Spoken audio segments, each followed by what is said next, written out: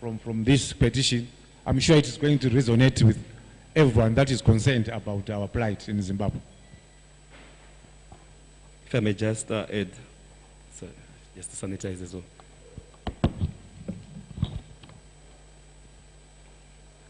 I honestly think that the other problem that we are having is various players or journalists in the field is we are normalizing the abnormal, whereby we hear of certain cases, most of them which are not reported, and then we are accepting this to be normal when it's not normal. I think we also need to come out there and make sure that we make use of these available systems and structures that are there, that then helps us to even know and understand what kind of harassments are going out there. Because we cannot assume that there have been many people who have been harassed, and yet none of them, or few of them, actually coming out.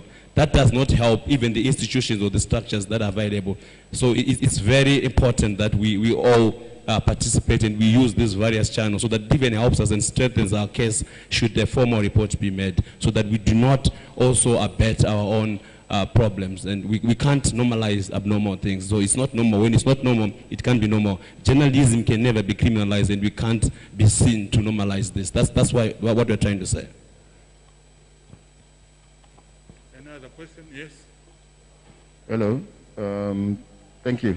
My name is Lennox Mhlanga. I'm with the VMCZ, and a freelance journalist. There are two issues related to COVID-19.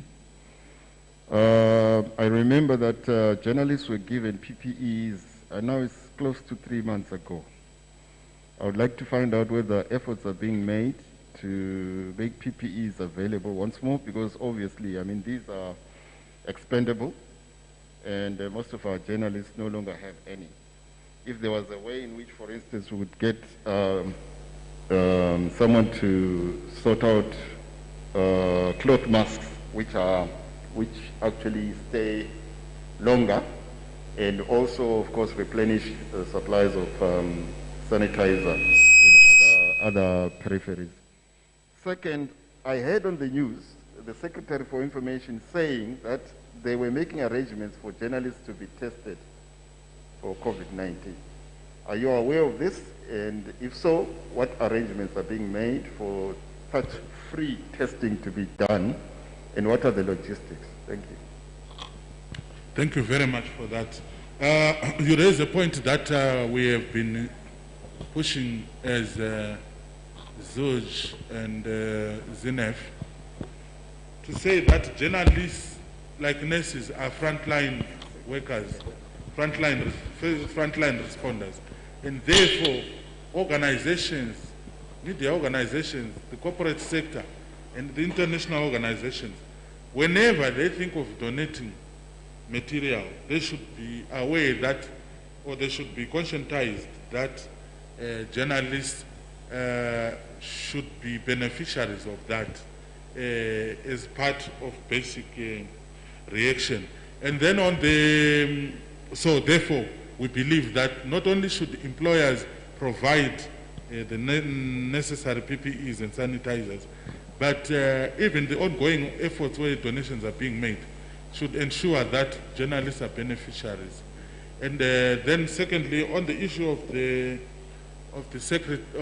permanent secretary, yes, I heard him on radio, but I believe that should only, that is only responding to part of the problem.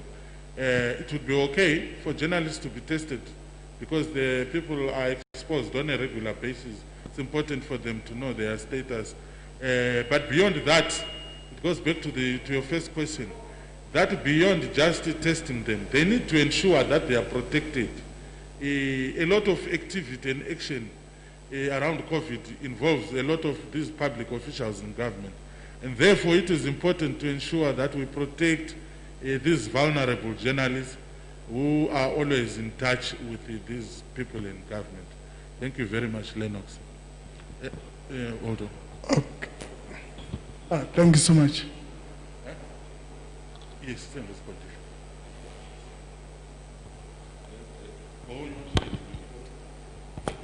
Okay. Okay. Yeah, you're saying I should add more on the PPEs. That certainly on the PPEs, I need to reiterate that the corporate sector and government and international NGOs and organizations, whenever they make donations to government, they should consider journalists. And also, let's not just look at journalists who are formally employed. There are journalists who are independent journalists, who are freelance journalists, or who run their own platforms, but attend these same public gatherings. So we need to ensure that they are also beneficiaries of these donations that are made on a regular basis, and so on. Thank you very much. Okay, thank you so much. I wanted clarity on when and how, on when are the journalists protected. Like when he is shopping, when he is doing shopping at OKMart, or during course of his work. When is the journalist protected, or when can we report that I'm harassed? Is that question very clear? No, it is not, but I'll try to answer it. Number two. What course of action is there to cushion our members in the case that they've conducted COVID-19? You are the bodies that represent journalists. What mechanism do you have if one of us has conducted COVID-19? Okay. Let me respond to the first one, which was about at which point one is protected. We guarantee you that if your rights as a worker or as a person who is involved in freedom of expression activities are violated in that form, while you are doing that, you certainly fall under the category of those who require protection. But if, say, even if I'm found shoplifting at OK or wherever, I can't scream murder because I was shoplifting, I was not practicing journalism or free expression activities. So it is only when your job and your activism is affected that will provide you with protection. Zuj also, together with MISA, have lawyers on standby to support journalists. And then secondly, you spoke about what forms of cushioning as organizations we can do. Certainly now, even the funding for different organizations is affected by COVID. So it is now, as journalists, particularly as workers, which is when we now need to look at how then do we engage in survival mechanisms. And this, for me, I'm very excited to deal with, to look at how we then look at the work that we do. And there are many ways of looking at that. And the best example is actually the people that are here, particularly the online content creators. We have moved away from this traditional jobs of being employed at a newspaper and or at a radio station or at a TV station, and they reinvented themselves. So this is one mechanism, but they are also, this is the kind of thing that we need to be holding discussions on, to then say, beyond that, what other activities, including outside media, can we embark on to cushion ourselves? But certainly there is scope and room for discussion on those issues. Thank you very much. Next. Okay, I think you wanted to ask as journalists, we are targeted, and sometimes I might not be caught ndripabasa, but because I'm already targeted, maybe ndabato ndiri kumba kwangu, or I'm doing something. You have our protection 24/7. Okay. 24/7, no doubt about that. But my last question was, as journalists, I refer to myself. when we go on field, sometimes we are assaulted, sometimes equipment and everything. As local organizations representing journalists, do you have anything to say if my camera is broken or my lens is stolen or something has been done to my equipment? Do you have anything I can come and say, guys, I had this camera, but it was stolen or it was broken by the police, but I can't work now? What do you have? Yes, we do have a partnership with an organization that has been assisting members. So, for example, our members, if anything happens to them, especially those who are freelance, there is a partner that we have who then helps you either to purchase that equipment or to support you with funding to do another project to help you buy that. But that is now logistical things that are done at the office. But certainly there are several people that we have assisted, including there's also a fund for one guy who was beaten up. That was during the Chiazwa days. And he was given money for medication and counseling and all those things. Next, madam. Thank you very much. My name is Yvonne. I'm a freelance journalist. My question really is, vanhu vanoshanda kupolisi kana kumilitary avazivi here kuti kune majournalists anenge achita basa? Is it that they are ignorant to the fact that we exist and we are also part of that essential service that the nation is providing, that we are providing to the nation, or is it that avasi trained to understand what media is all about and what journalists are supposed to be doing? Because we should be on the same side, if anything. They're our last line of defense and they are beating us up.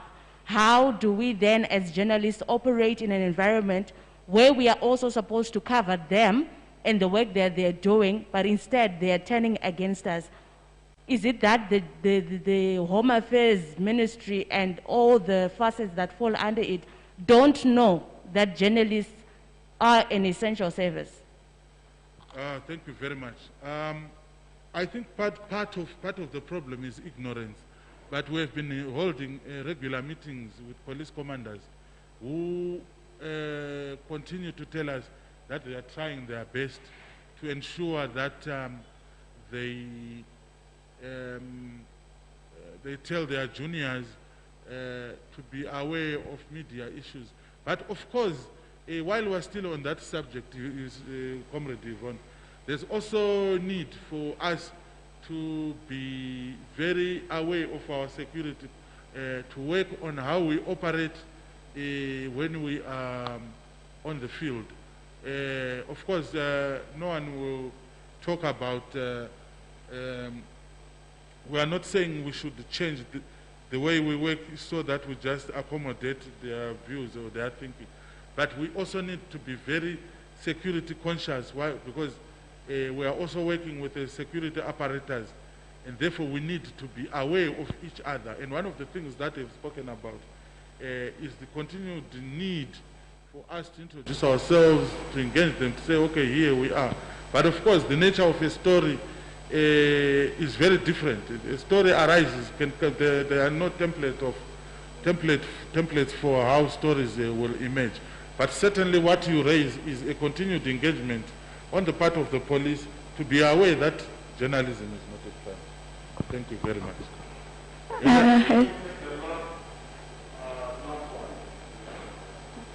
Sorry, I just wanted to add on to what she had asked. I don't think specifically it's a certain group, maybe to say the police, but I think it's the nation at large, because you get to a place and then you have people that are saying, I don't know if there could be like an awareness program to actually inform the people in Zimbabwe, as a journalist, I'm allowed to actually cover and, just take a peek because it supports my story, or I'm trying to bring out a point. So yes, I should do this, because you start getting threats. Do you get what I mean? Yeah. So I think there should be an awareness as well when it comes to covering people, especially using visuals. Yes, absolutely. And if you are in the visuals sector without pictures, it's very difficult. So yes, I'm in total agreement with your suggestion that there's need for continued awareness that journalists need to practice their profession. And also, it's time that I believe there are some organizations that make life very difficult for us. As workers, usually when one is granted, we withdraw our labor. But sometimes in our different cases, we continue rushing. You know, in some countries, people are very strong. An injury to one is an injury to all. If you violate us, we are suspending coverage for the next 2 or 3 months, depending. It's time we took some very strong positions. Someone was asking about whether this thing will work.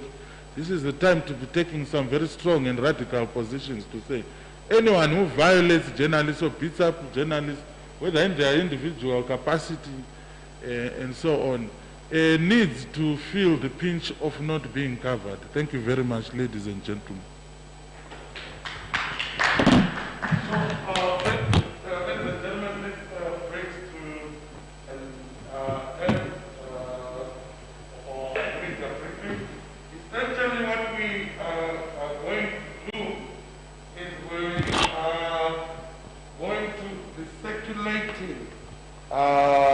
This petition. We are going to be circulating this petition on our various social media pages, that of the Media Alliance of Zimbabwe and the aforementioned partners, Zimbabwe National Editors Forum, Zimbabwe Online Content Creators, the Zimbabwe Union of Journalists, the Media Institute of Southern Africa, Media Monitors, Gender and Media Connect, Voluntary Media Council of Zimbabwe, Africa Community Publishing Development, the Media Center, Zimbabwe Association of Community Radio Stations. And then on all those platforms, you will have access to a link, an online link, where you can submit your support for the petition. But within 7 to 10 days, we are working on modalities to actually submit and hand over our petition to the highest office in this country, such that our issues are taken on board and are taken seriously, because journalism plays an essential role in this country. So ladies and gentlemen, thank you. And for those that are also joining us on the various live online platforms, thank you for joining, and indeed support this petition, because again, journalism is not a crime. Thank you very much, ladies and gentlemen.